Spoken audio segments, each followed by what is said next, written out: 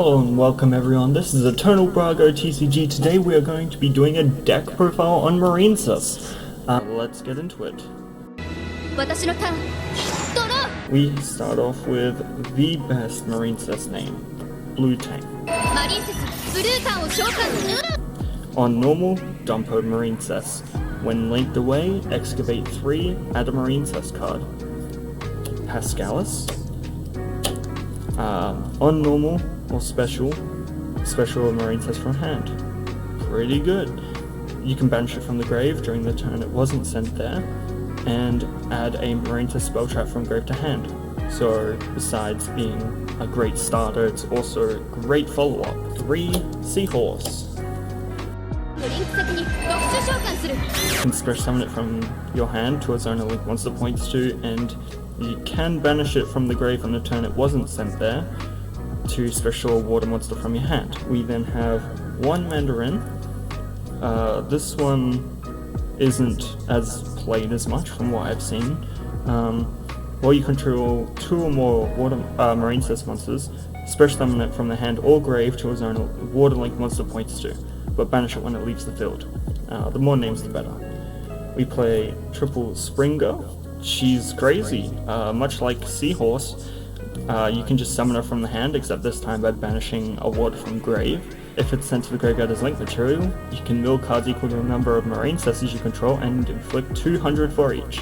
Yep, that's right. That's time in the round, boys. Triple Signet Mining. So we play a lot of hand traps, and being able to convert one of them into a name in a hand where you've opened like 4 hand traps and Signet Mining is very handy. It helps just keep the deck's consistency. We then play 3 Dive. So Dive, I've seen a lot of people running as a 2 of, which I understand because you don't want to clog on multiples usually, but seeing this is very important. If you draw this, then you don't have to search it with the Sea Angel, and then you can search the field spell, activate the field spell, summon from deck, get the Blue Tang if you don't already have it. If not, you can get any other one, and it's just crazy. A Battle Ocean and a Wave. Back in the pure variant, 2 Battle Ocean, 3 Wave, but now Battle Ocean isn't like the win condition of the deck. It doesn't matter if it goes, we can still win. Wave, however, is now searchable. It's crazy. It's not a once per turn, so running multiple waves, go for it. I mean, it's crazy card, man. It's a crazy card. Imperm, but also give all monsters you control unaffected until end of turn is crazy. The Battle Ocean, of course, so all Marincess monsters just gain 200 attack firstly, and a Marincess monster has a Marincess link monster equipped to it. It gains 600 attack per link attached to it. For other one-offs, we just have Cold by Harpies.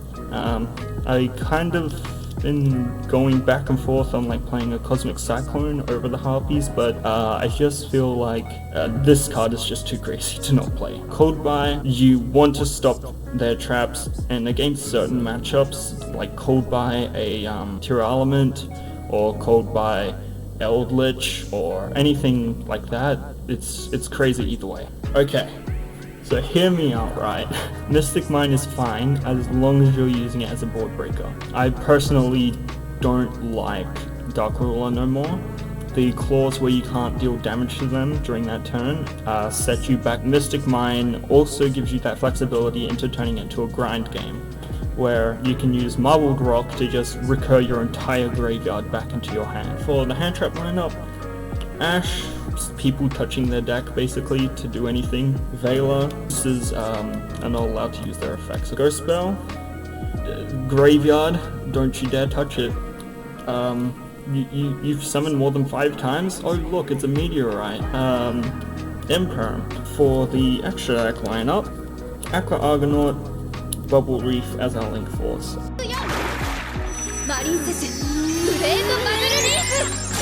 If I had access code, I might play it, but you get locked into waters too easy. So, Aqua Argonaut, a spell trap negate during your opponent's turn. During your turn, a compulse one water on your field and one card in your opponent's field. Has a clause where your opponents can only attack it if it is in the extra monster zone. Great Bubble Reef is just gets really big. During each standby phase, you can banish a water from grave to draw one card. This works really well in tandem with our hand trap lineup. And each time a monster is banished face up, this card gains 600 attack. So during standby phase banish, she gets a bit bigger and it helps push for OTK. You can also send a water from hand to grave to revive a banished Marincess, Marbled Rock, and Coral Triangle.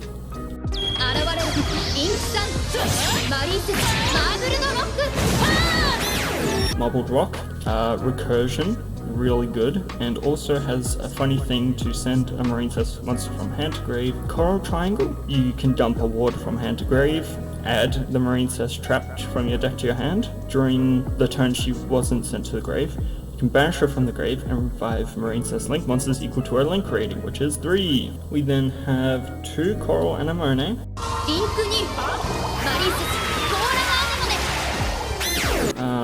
Great Reviver. You can target a water monster with 1500 or less attack in your graveyard, splash summon it to your zone this card points to, and you cannot splash summon for the rest of this turn except for water. If it is sent from the field to the grave, you can target one other Marincess name in your grave, so spell trap monster, add it to your hand. Crystal Heart and Splash Mage.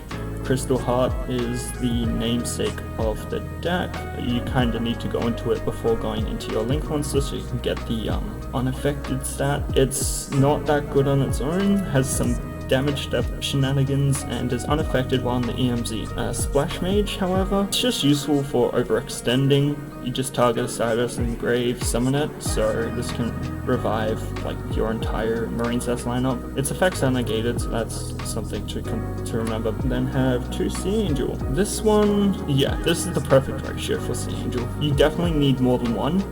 You need the first one to either search out your dive or your field spell, then you need the second one to search the other, because if you don't have both in rotation, with all the recursion you have, it's fine if you only have one of each in rotation, but you definitely need one of each at least. Blue Slug.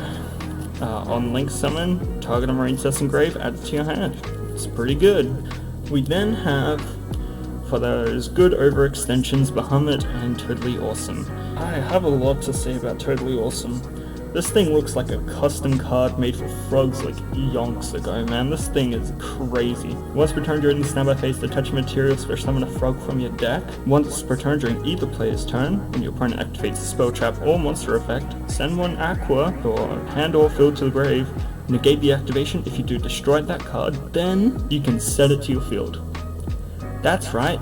You can set it to your field. Very funny card. It's very much worth it overextending into it. When it's sent from the field to the grave, you also just add a water monster from grave to your hand. It's crazy. But that's about it for the extra deck. We then have the side deck. This one's specifically tailored to this format. Starting off with, we have a spare Battle Ocean.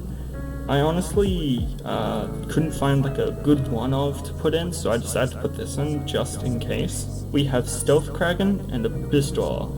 This card's crazy this format because of Tear Element. This is like the card to use to beat it. And it also buffs all waters you control by 500 attack, which is really funny. Detach material, your opponent cannot activate any cards in their graveyard this turn. A very oppressive, lingering effect. Stealth Kraken. Everything becomes water. That itself kills quite a few decks, rogue decks specifically. You can also just once per turn quick effect pop water one monster specifically. And since it turns everything water, it can destroy anything really. Droll.